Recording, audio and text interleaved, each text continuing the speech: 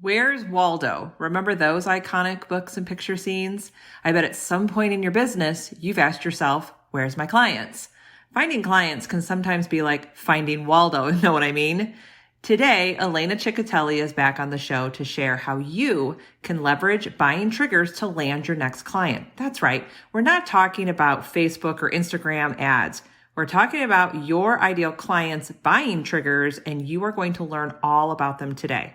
Before we jump in, just a quick reminder that I currently have some openings if you are sick and tired of spending too much time creating content for your business. Whether you need trainings and some support, need me to help you map out a strategy plan, or just need me to create all of it for you, I can help. Just DM me on Instagram and we'll set up a content coffee chat. Now let's dive into this episode. Hey there, sister. Welcome to the Social Media for Mompreneurs podcast. I'm your host, Allison Scholes, and I am on a mission to help mompreneurs like you ditch the Instagram overwhelm and take control of your time on the app and build an extraordinary brand and business, but still be fully present with your family and just be crazy happy with your life. This show is filled with Instagram strategies, marketing hacks, branding and business tips with a side of coffee and Jesus. If you're ready for some juicy content, you know what to do. Hand your kiddos those tablets, open those juice boxes, grab your coffee, whiskey, or wine, and let's dive in. Hey, Elena, welcome back to the Social Media for Mompreneurs podcast. How are you? I'm good, Allison. Thank you so much for having me back on the show. I am so excited. Yes, you are back on the show. Now, you and I, we have known each other for a few years now, and I have watched you grow your podcast from the ground up. You've been featured in Forbes and on NBC, and you have an amazing sales coaching business for service-based solopreneurs, and you have a career at Lyft. So holy smokes, that's a lot of achievements by one person. So I'm thinking that you know a bit about sales. Just a little bit. I just know a little bit about sales, but no, thank you, Allison. No, that it's kind of surreal when I go and I look back whenever someone asks me for my bio and I'm going through everything. I'm like, okay, well, this is happening. Sales coaching. I still work at Lyft. I still podcasting. It's kind of wild, but I will say though, too, the evolution of how sales coaching kind of came about for me was a bit of a surprise, but we can get into that in a different time. I know we like to just dive right into the big stuff, like dive right into the tips and the takeaways. So yeah. Well, you know what? This is a perfect segue because I know today we're going to be chatting about how to leverage buying triggers to land your next client. But before we dive into that, I want to know, why do you focus on sales to help your clients or your audience? Because I think a lot of people shy away from sales, or sales just seems scary or slimy. So why do you gravitate towards that? Yeah. So the biggest thing that has attracted me not only to this topic, but making this my specialty is because I know that if you are working on a side gig, and again, my podcast, Side Gig Central podcast, was a side gig, it will stay a hobby, an expensive hobby, unless you learn how to sell. And it will never turn into a business. It will just be like this thing on the side that you're kind of dabbling in. You're not really taking it really seriously. It's kind of like a low risk proposition. So I, not only because of what I do for Lyft, in working at software as a service and selling that to large automotive clients, but I found that I am taking the same principles that I work on in the quote unquote 9 to 5, and it can be just so beautifully related and parallel to what a service-based solopreneur needs to be doing in their business to grow their sales, grow their business. So I became really passionate about the subject when I would just see a lot of side gig entrepreneurs just kind of floundering, and they would give up. And it's not because their business model was broken. The business model was good. It was just, I need to get more leads. I need to have more paying clients, right? Yeah, yeah. And I can definitely relate to that. And I just remember watching early on Instagram all your amazing content and posts and how you relate it to pop culture. You did that a lot, and I still see that from you today. And I just think it's cool that you do that. So I guess my first question out of the gate is what I see often, and we'll just take Instagram for example, is when they are on Instagram, they're in the sell mode in their mind.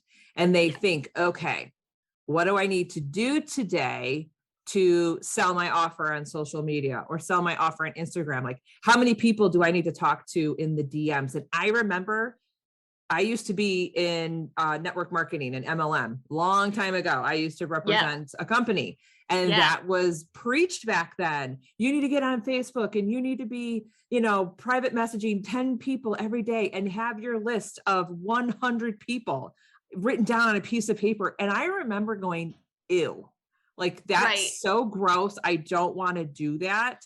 So what is your advice for someone who's stuck in that, where they are on social media, they're building their brand, they're building their business, but when it comes to that word, sell my offer or get the lead, they'll freeze. They'll freeze up. Yeah. And I think it stems back to your business foundation.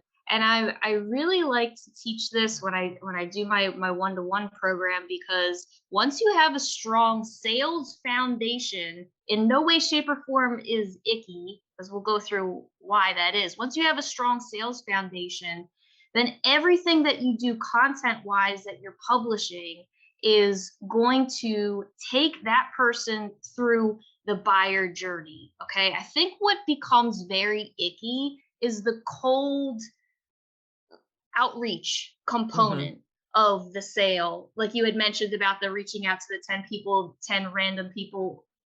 And that is such an old school tactic now. Like, and I'm sure your listeners already know this because they have you as an amazing resource. And it's just like that's not like how it flies in 2022.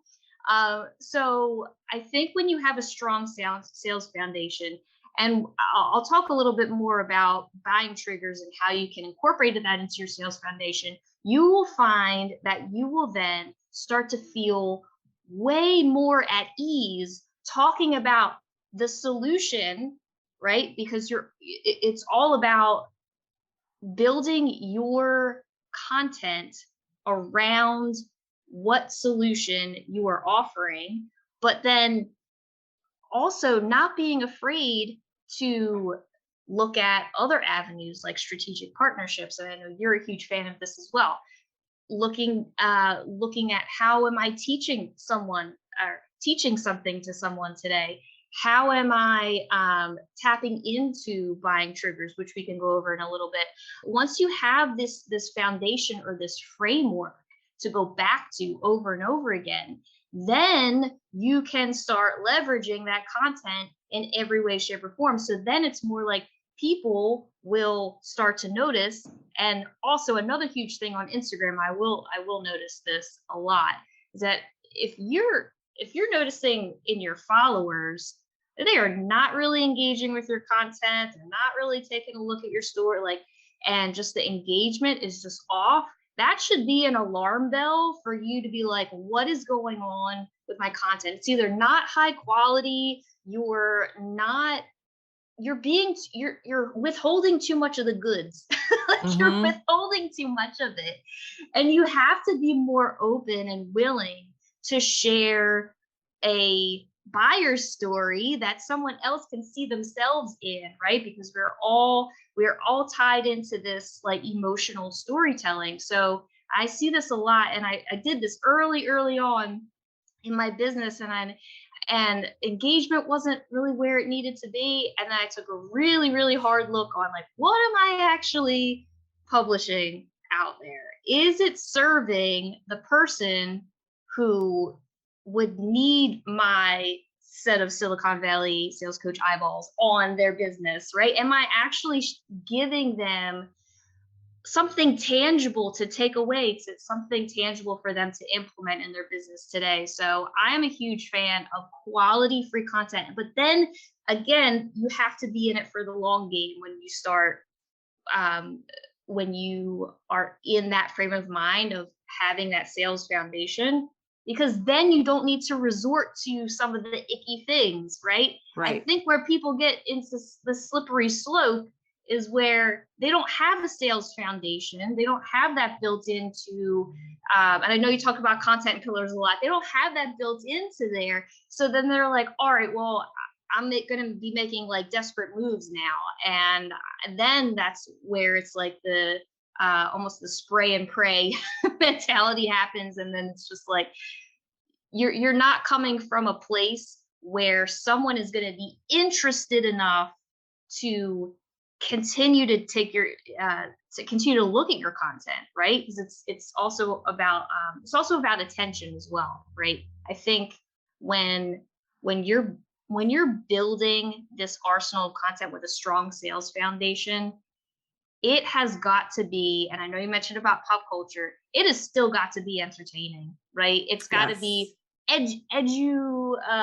would say educational, but with entertainment. I don't know what that word combo would be, but it would be a We may combo. have to make it up today. Oh, I Edutainment? think, yes, Edutainment. edutainment. It has Yeah. to be edutainment Yes. because when you get in these like little bits and pieces, because then really you're showing someone what it would be like to work with you, because that vibe and that energy does come across in video, in audio, in your content, just in the overall way that you are embodying your brand. So, where people most get into trouble is not having a strong sales foundation, utilizing the three things that I'm a big fan of: teaching, strategic partnerships, and buying triggers. We can talk about buying triggers, but that was a super long answer to your question.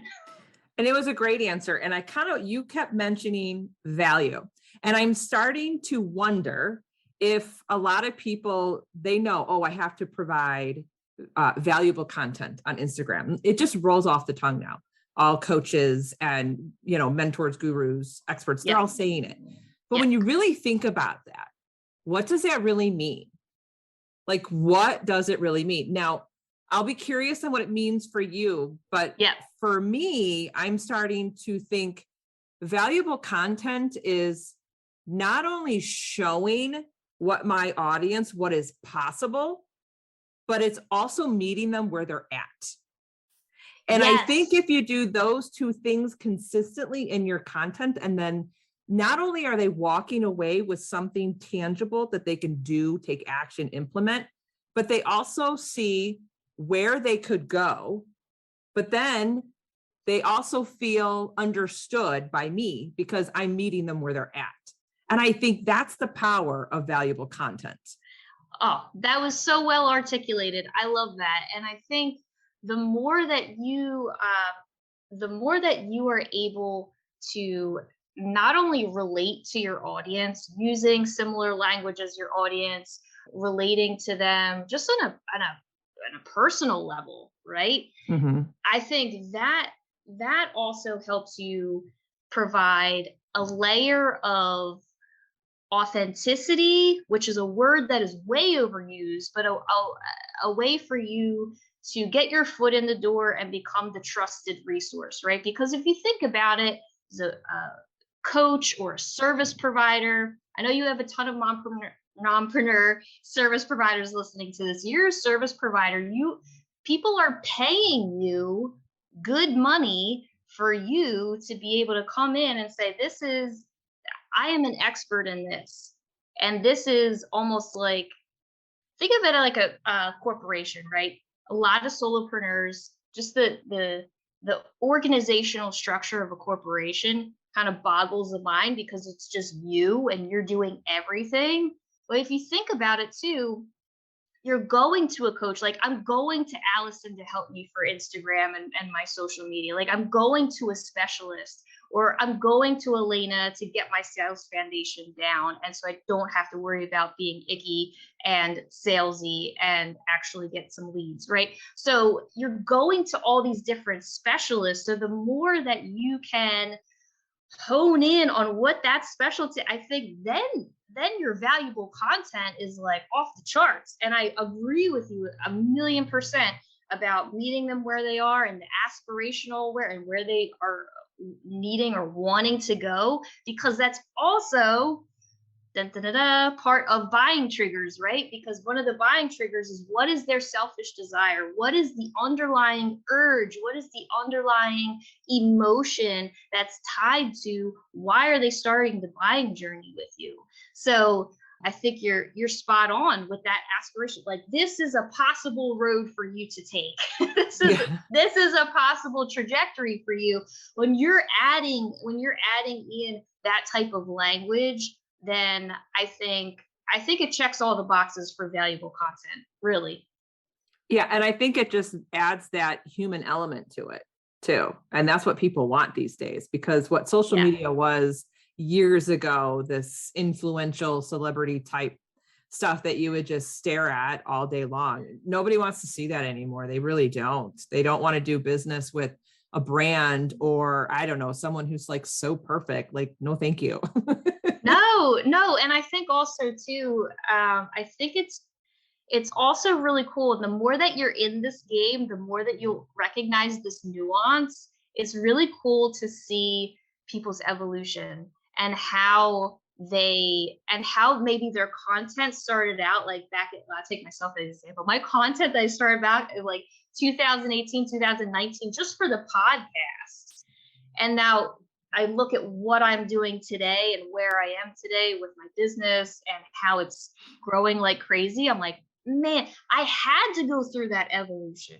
I had to, because as you'll find as a solopreneur, it's like, sometimes if you don't take the hand of a mentor or a specialist, or take Allison's hand, take her episodes and like work with her personally, like, if you're not doing that, you're so closed-minded, and you don't see the larger picture, and you don't grow as fast.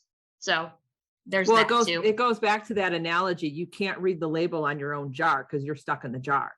Yes. And Ooh, we all that's suffer a good from that. one. Yeah. Yeah. I Yes. mean, I someone said that to me because they were helping me out. And I was like, that is pure gold. Everyone goes through that. You're so close to your business that Yes. you can't step out of the jar and read the label. So you need someone else to read the label for you. And that's why when you Yes. work with someone, you're like, why was it so easy for you to see that? It's because we can read the label and you can't. Yes, 1,000,000%. Yeah. That is such a great analogy. I love that so much. You better trademark that real quick, because might be my next valuable Yeah, post. right. Yeah. Go ahead. Take it away.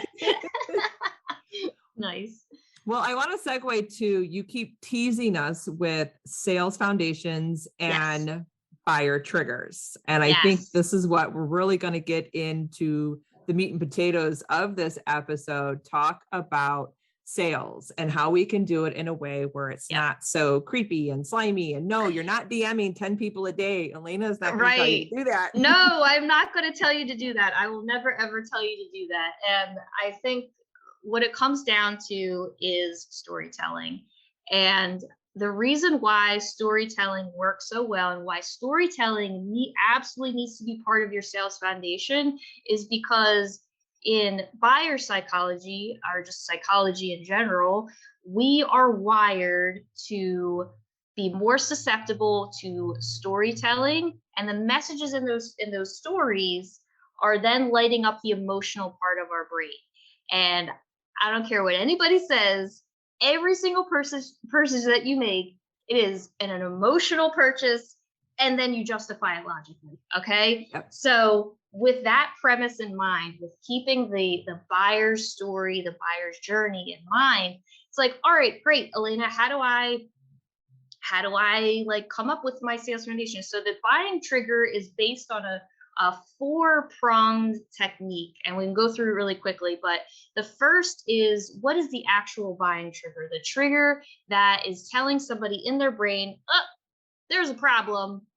I have a problem. I don't know how to fix it. Okay. It could be something, maybe a life event that happens. It could be situational. It could be social. It could be biological. It could be anything, right? It could be, oh, I just crossed the 1 year mark of my business, and it's time for me to stop messing around. That could be a trigger. That could be a trigger in to start the buying journey.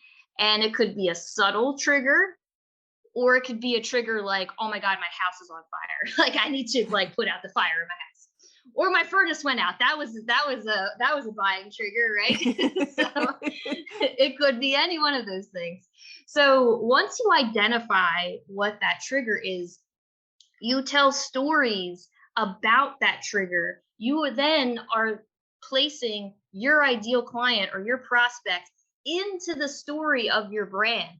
You're painting them into the fabric of your brand before you even say like, oh, I have a one-to-one session that you should do, and it's X amount of dollars. Before that even crosses their mind, because it's a race to the bottom when you start marketing or selling, really selling your offer to people that are already like knee deep in like the solutions evaluation, right? Then it's just like, okay, you're not standing out, and you're also not building credibility, and you're not building trust. So in this first trigger, the buying trigger, that right there is where you are building trust, and you are already ahead leaps and bounds of your competition because you are talking about the story that they can relate to.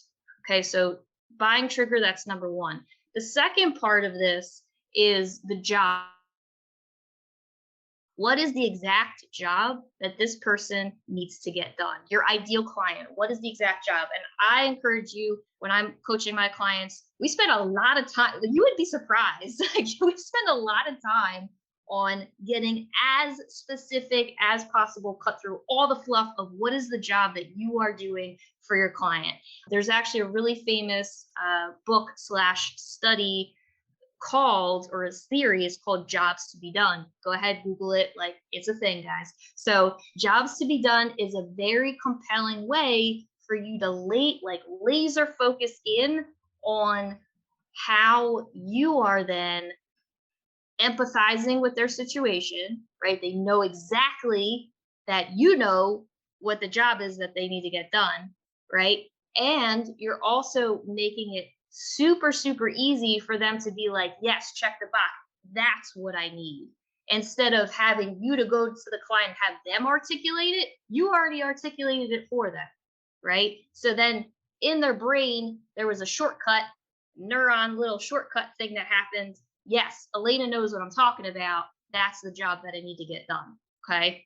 Still with me?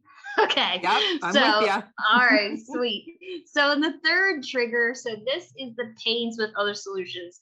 This is one of my favorite ones because this is where you can start to get real creative and a little sassy. I know you're a fan of sass, Allison. So that's why I had to throw that in there. But pains with other solutions is basically you pointing out the fact that, hey, maybe by the time you get to me, you've already tried different solutions, and maybe some were mediocre, some didn't solve the issue at all. But at that point, you can differentiate yourself and put yourself in a category of one, because you are acknowledging, hey, you took that course back in 2020 about how to grow your following on Instagram. Yeah, how's that working out for you? Like you can speak directly to what exactly that person has probably experienced. So again, you're earning points, you're earning trust, you're earning credibility with this person, because she's like, oh, bleep, this person gets it. I didn't know if I could curse it. I'm not going to, so I said the bleep. Oh, she really gets it. Allison really gets me. Elena really gets me, because she knows that I already tried this solution and I didn't really have much success with it. Okay.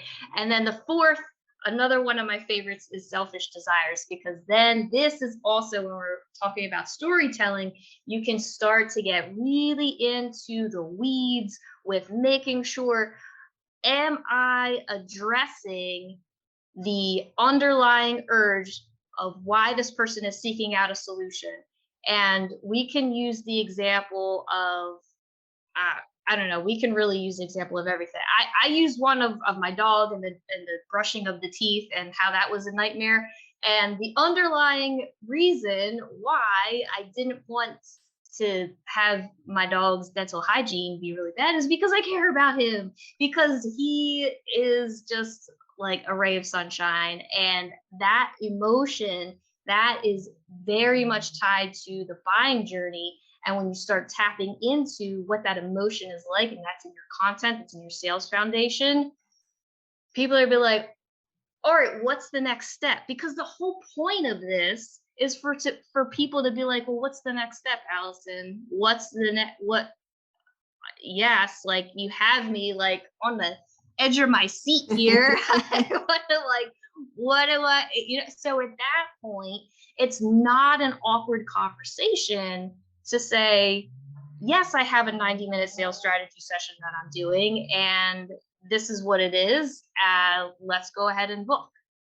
Right. So that it's not starting at that end of the spectrum until you have to take them through this journey first, because if not, if you take shortcuts, right, and referrals will allow you to take some shortcuts, right, because you already built in credibility with a referral. That's a little bit of a different animal. But I'm saying just people that don't know you at all are just getting introduced to you, and this is how you're expanding your reach and your audience. So those are the buying triggers. Obviously, I'm very passionate about it because it works every single time.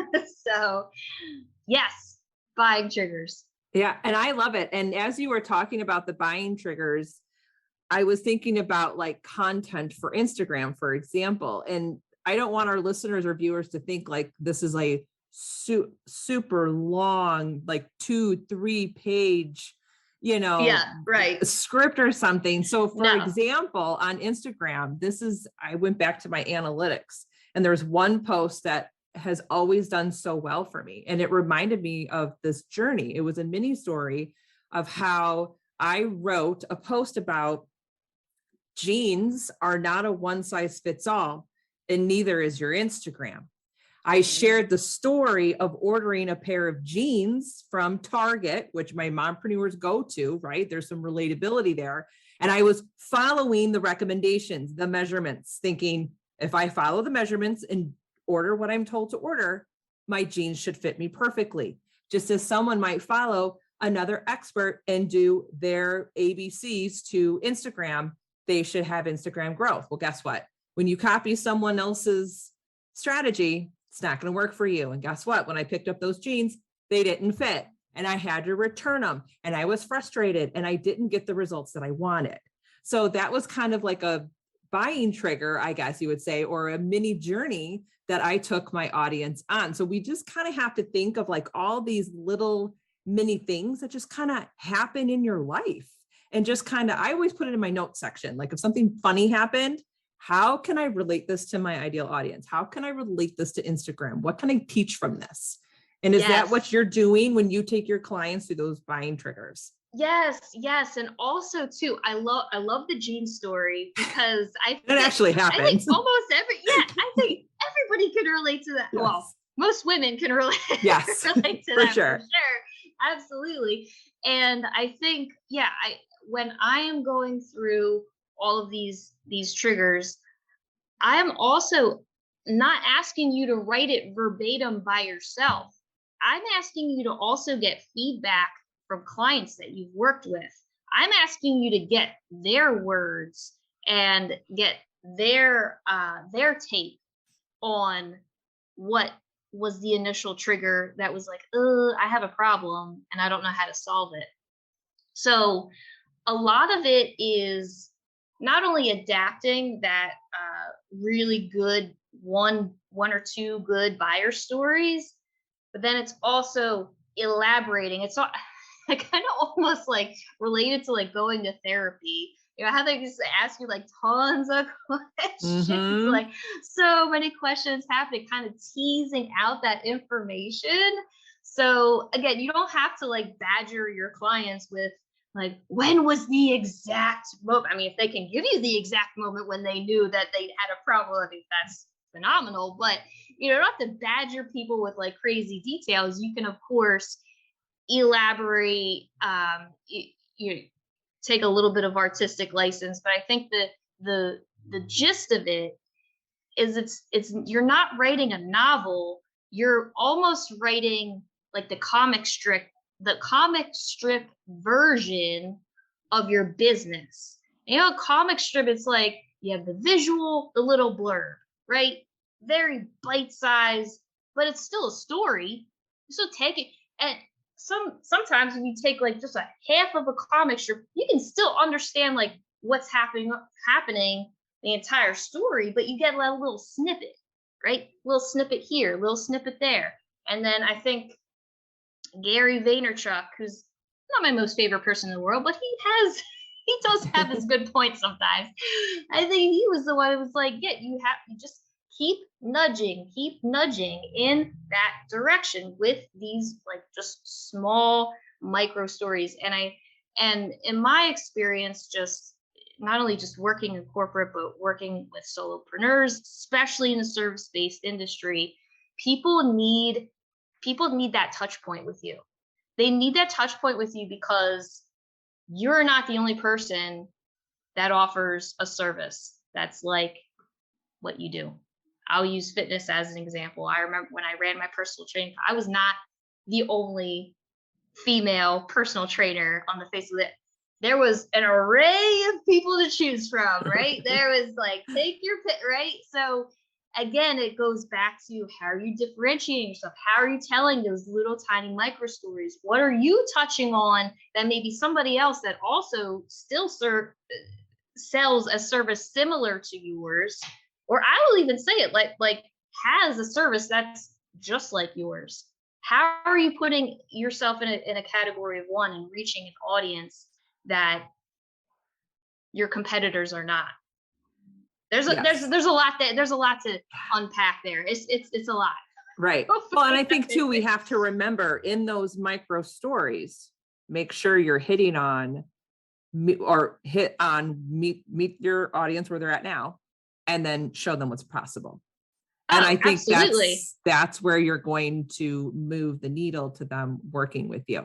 Now, one last question, because I want to make sure that you cover this, is what is your best advice for finding target buyers?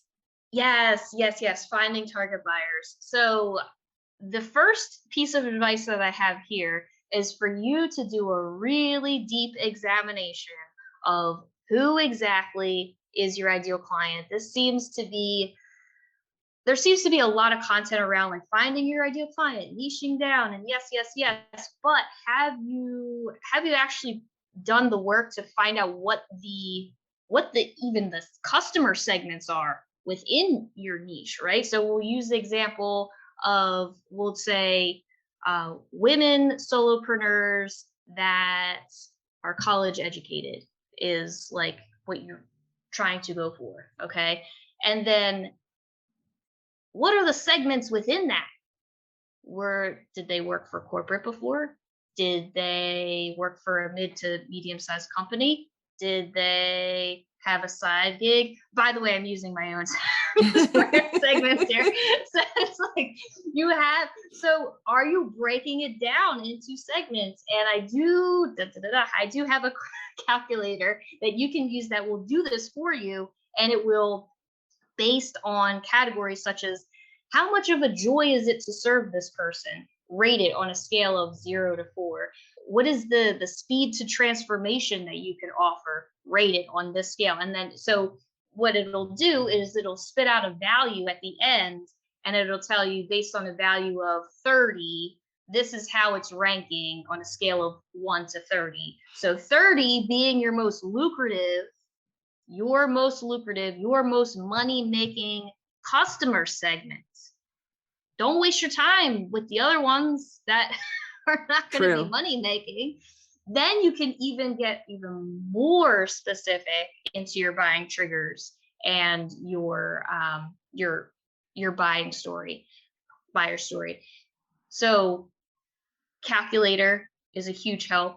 The other part of this too is when you're looking at who is who is consuming your content, who are the clients that you currently have, who are the people that are coming back to you again and again and again. Like if you're doing a good job, like Allison, I know you do this because you do an amazing, phenomenal job. You have the same people like coming back to like again and again and again. What does that what tell me more about that person?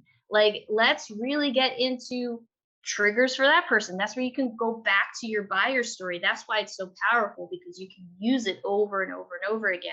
So client ranking calculator, huge help. I will absolutely share it with, I know we're gonna do the freebie that I have, and absolutely happy to share it with anybody who wants it. And the other part of it is you're looking at your current client base and what are their characteristics, what are they, why do they keep coming back to you, and ask them. That is such a powerful thing too. Ask them why. That is such a powerful tool that you can use over and over again. And I think that's a great point. Don't be afraid to ask your audience questions. And I try to remember to do that in my Facebook group, my Instagram stories. Take the polls, ask the questions, do the this or that. What are you frustrated with? What do you want to hear next? What do you want from me? Like, what more do you want? It's just you have to keep asking those questions. You can't ask it one time and then think that's how it's going to be for the next 2 years. Because we just talked at the beginning of our show of the evolution of everything that's happening. And so you're going to evolve as well. That how you serve your audience is going to evolve. The content you provide is going to change. So holy smokes, this was a packed episode. And I know that our viewers and our listeners are definitely going to want to check everything out that you do. And then I want to make sure that you give a little tease on your training video about the buyer triggers and psychology. Because I watched the training, and you guys, I was taking notes. I was screenshotting. It is phenomenal. So tell us more about that. Yes. Oh, thank you, Allison. No, so it was a labor of love. I'm very passionate about buying triggers just because they've helped me so much in my career overall. And yes, the training. So what you can, I'll share the link in the show notes, but the training is all about how you are implementing buying triggers into your sales foundation. What are the questions that you need to be asking, and how you can start to implement that into your business. So we'll have the link for you in the show notes. You can go check it out there. But yeah, I'm so excited that you found it useful, Allison. That's so good. Yes, it was amazing. And this conversation was awesome. So I'll make sure that everything is in the show notes. And thanks again for being back. Thanks, Allison. I always love chatting with you. It's the best. Thank you. I can't thank you enough for listening today and supporting this show. The best way to support me and grow the podcast is by leaving a written review on Apple iTunes. I promise you, I read every review and take them to heart. And don't forget, head to bossladyinsweatpants.com to grab all my freebies or hang out with me on Instagram at Allison Scholes. I'll see you soon.